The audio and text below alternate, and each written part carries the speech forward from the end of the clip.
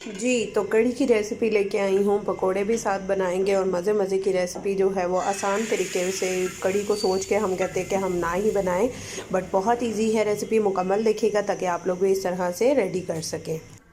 बिस्मिल्लाहिर्रहमानिर्रहीम, अस्सलामुअलैकुम। हुज़ैफ़ा's किचन में सबका वेलकम है। मैं हूँ ज़ोहरा उमर।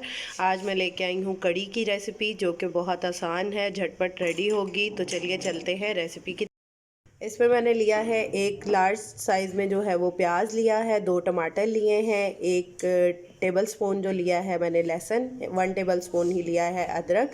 और इन सब में थोड़ा सा पानी डाल के अब मैं इसको वेट लगाऊंगी क्योंकि हमने झटपट कढ़ी रेडी करनी है।